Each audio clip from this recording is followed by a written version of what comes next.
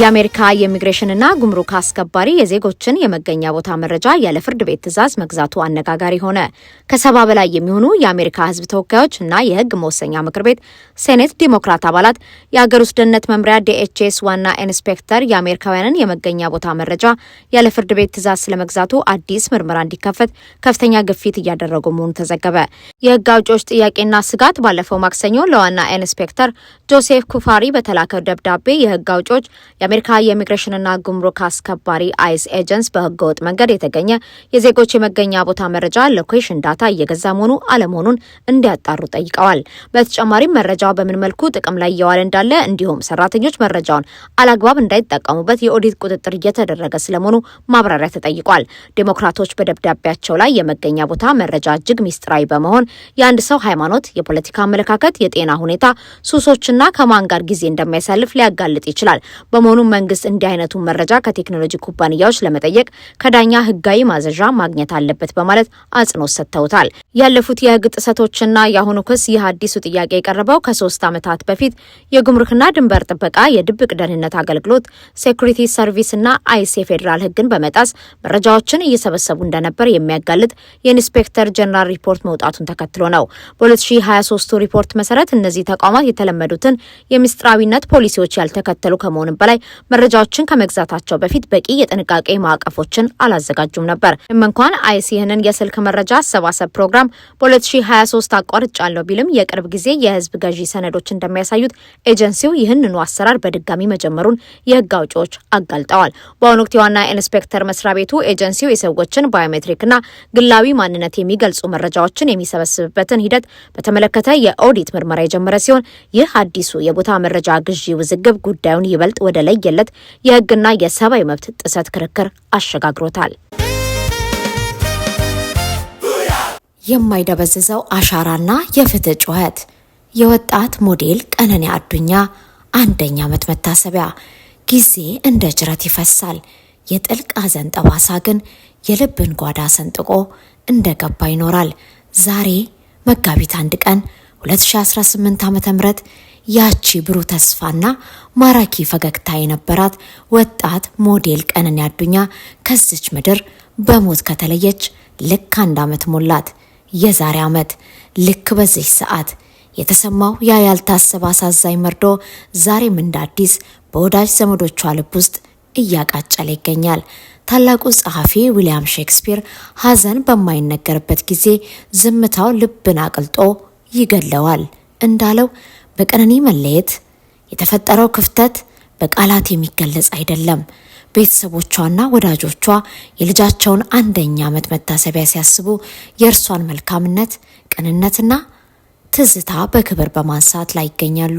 በእንባ በታጠበ ፊታቸውና በናፍቆት በደከመ ድምጻቸው አካሏ ከኛ ቢለይም ያሳረፈችው የፍቅር አሻራ ግን መቼም አይረሳም በማለት በልባቸው ውስጥ ለዘላለም ሕያው ሆና እንደምትኖር በታላቅ ሐዘን ይገልጻሉ። ይሁን እንጂ ይህ የዛሬ መታሰቢያ በናፍቆትና በእንባ ብቻ የተሞላ አይደለም፣ የፍትህ ጥያቄም የሚያስተጋባበት ዕለት ጭምር እንጂ። የታዋቂው የሰብአዊ መብት ታጋይ ማርቲን ሉተር ኪንግ የዘገየ ፍትህ እንደተነፈገ ፍትህ ይቆጠራል የሚለው ታሪካዊ አባባል ለቀነኒ ቤተሰቦች የዕለት ተዕለት መሪር እውነት ሆኖባቸዋል። ፍትህ ያጣች ነፍስ ከላይ ሆና ፍትህ ትሻለች እያሉ ድምጻቸውን የሚያሰሙት ቤተሰቦቿ ያቺ ያለ ጊዜው የተቀጨች ነፍስ አሁንም እረፍት እንዳላገኘች በቁጭት ይናገራሉ። ህይወቷ ካለፈ 1 ዓመት ቢሞላውም እስካሁን ድረስ ተገቢው ፍትህ አለመገኘቱ የቤተሰቦቿንና የወዳጅ ዘመዶቿን ሐዘን በእጅጉ የሚያከብደውና የቁስላቸውን መሻር የሚያዘገየው ሆኗል። የቀነኒ አዱኛ አጭር ግን ደማቅ የህይወት ጉዞ እንደ ጧት ጤዛ ፈጥኖ ቢረግፍም ትዝታዋ ግን በወዳጆቿ ልብ ውስጥ እንደ ጸደይ አበባ ሁሌም ያብባል። ዛሬ አካሏን በአፈር ብንሸኘውም ፍትህ ለምትሻው ነፍሷና ለተሰበረው የቤተሰቦቿ ልብ መጽናናትን እየተመኘን የፈጠረችው የፍቅር አሻራ ለዘላለም ሲታወስ ይኖራል። ካናዳ በቶሮንቶ በሚገኘው የአሜሪካ ቆንጽላ ጽሕፈት ቤት ላይ የተፈጸመውን የተኩስ ጥቃት ተከትሎ በቶሮንቶና በኦታዋ በሚገኙ የአሜሪካና የእስራኤል ኤምባሲዎችና ቆንጽላዎች ዙሪያ ጥበቃ ማጠናከሯን የሀገሪቱ ፖሊስ አስታውቋል። የካናዳ ፈረሰኛ ፖሊስ ዋና የበላይ ተቆጣጣሪ ክሪስ ሌዘር እንደገለጹት በቆንጽላው ላይ የተፈጸመው የተኩስ አደጋ እንደ ሀገራዊ የደህንነት ስጋት ተቆጥሮ በከፍተኛ ሁኔታ ምርመራ እየተካሄደበት ይገኛል።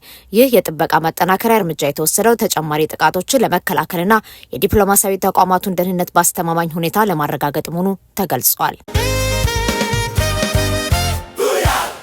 የአሜሪካ ጦር ኃይል በ10 ቀናት ውስጥ በ30 አይነት ጦር መሳሪያዎች 5000 የኢራን ኢላማዎች መደብደቡን አስታወቀ። የአሜሪካ ጦር ማዕከላዊ እዝ ወይንም ሴንቲኮም በኤክስ ገጹ ላይ የጦርነት የ10 ቀናት ዝርዝር ውጤት ይፋ አድርጓል።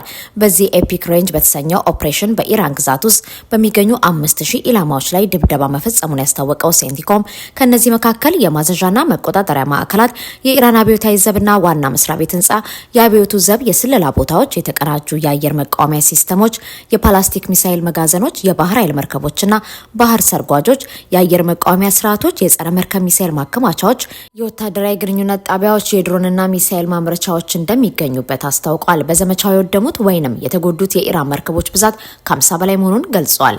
ሴንትኮም በዚህ ዘመቻው ከ30 በላይ አሜሪካ ሰራሽ የጦር መሳሪያዎች ጥቅም ላይ መዋላቸውን ያስታወቀ ሲሆን ከነዚህ መካከልም ቢ1፣ ቢ2 ስቲልዝ እና ቢ52 ቦምብ ጣይ ጀቶች፣ ሉካስ ድሮኖች፣ ፓትሪዮት የሚሳኤል ማክሸፊያ ስርዓቶች፣ ታድ ጸረ ሚሳኤል ሲስተሞች፣ ኤፍ15፣ ኤፍ16፣ ኤፍ18 እና ኤፍ22 ተዋጊ ጀቶች፣ ኤፍ35 ስቲልዝ የጦር አውሮፕላን፣ ኤ10 አጥቂ አውሮፕላን፣ ኢኤ18ጂ የኤሌክትሮኒክስ ውጊያ አውሮፕላን፣ የአየር ወለድና ቅድመ ጥንቃቄ ጀት፣ ዘመናዊ ኢ2ዲ ጀት፣ የአየር ወለድ ግንኙነት መሳሪያዎች፣ ፒ8 ፓትሪዮት የባህር ኃይል መቆጣጠሪያ አውሮፕላን፣ ኤምኪው ድሮኖች፣ ሄርማስ በኒውክሌር የሚሰሩ አውሮፕላን ተሸካሚዎች፣ የጸረ ድሮኖች ሲስተም፣ ነዳጅ ቀጂ አውሮፕላኖች፣ ነዳጅ ቀጂ መርከቦች፣ ሲ17 የጭነት አውሮፕላን፣ ሲ130 የጭነት አውሮፕላኖችና ሌሎችም እንደሚገኙበት ዘርዝሯል። በእነዚህ 10 ቀናት ውስጥ በተለያዩ ቦታዎች ህይወታቸው ያለፈ የአሜሪካ ወታደሮች ቁጥር 8 መሆኑን በመግለጫው አስታውቋል።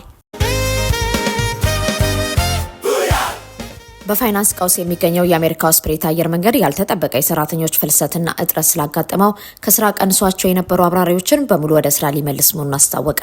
አየር መንገዱ ይህንን ውሳኔ ያሳለፈው በርካታ አብራሪዎች በገዛ ፈቃዳቸው ስራ በመልቀቃቸውና ወደ ሌሎች ተቋማት በማምራታቸው ምክንያት የዕለት ተዕለት የስራ እንቅስቃሴ ከፍተኛ ጫና ውስጥ በመግባቱ ነው።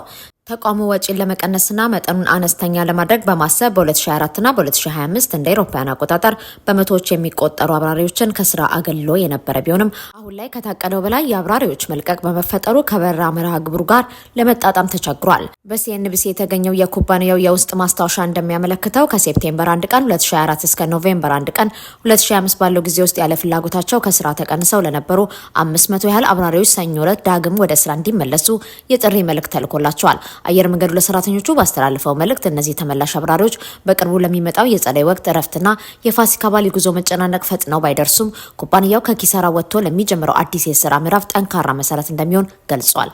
አክሎም የንግድ ስራውን ወቅታዊ ፍላጎት ለማሟላት ማስተካከያዎችን ማድረጉ እንደሚቀጥል አረጋግጧል። በአንድ ዓመት ጊዜ ውስጥ ለሁለተኛ ጊዜ የኪሳራ ጥበቃ የጠየቀው ይህ አነስተኛ በጀት ያለው አየር መንገድ የበረራ መርሃ ግብሮቹና የአውሮፕላን ብዛቱን በመቀነስ በመጪው የጸደይ ወቅት ማብቂያ ወይም በክረምቱ መጀመሪያ ላይ ከኪሳራ ገም ዳግም ወደ ገበያ ለመግባት አቅዷል። የስራ ማስኬጃ ጫናውን ለማቅለል እየሞከረ የሚገኘው ስፕሬት አየር መንገድ ባለፈው ወር በተመሳሳይ ሁኔታ ከስራ ቀንሷቸው የነበሩ 500 የበረራ አስተናጋጆችን ወደ ስራ መጥራቱ ይታወሳል። የኢራን ከፍተኛ የደህንነት ኃላፊ አሊ ላርጃኒ የአሜሪካው ፕሬዝዳንት ዶናልድ ትራምፕ በኢራን ላይ የሰነዘሩት ጥቃት ዛቻ፣ ባዶ ዛቻ ሲሉ አጣጣሉ። ፕሬዝዳንት ትራምፕ በስትራቴጂካዊው የሆርሙዝ የባህር ወሽመጥ የነዳጅ ፍሰት የሚቋረጥ ከሆነ አሜሪካ በኢራን ላይ ከበፊቱ የከፋ ጥቃት እንደምትሰነዝር ማስጠንቀቃቸውን ተከትሎ ነው ኃላፊው ይህንን አፋጣኝ ምላሽ የሰጡት። አሊ ላርጃኒ በኤክስ ማህበራዊ ትስስር ገጻቸው ባሰፈሩት ጠንከር ያለ መልእክት ኢራን በባዶ ዛቻ አትፈራም፣ ካንተ የሚበልጡ እንኳን የኢራንን ሕዝብ ማጥፋት አልቻሉም፣ ራስን እንዳታጠፋ ተጠንቀቅ ብለዋል። ይህ የቃላት ምልልስ በአሜሪካና በኢራን መካከል ያለው ጦርነትና የቀጠናው ውጥረት ይበልጥ እያባባሰው ሲሆን በተለይም የዓለም የነዳጅ አቅርቦት ዋነኛ ማስተላለፊያ በሆነው የሆርሙዝ የባህር ወሽመጥ ደህንነት ላይ ከፍተኛ ስጋት ፈጥሯል።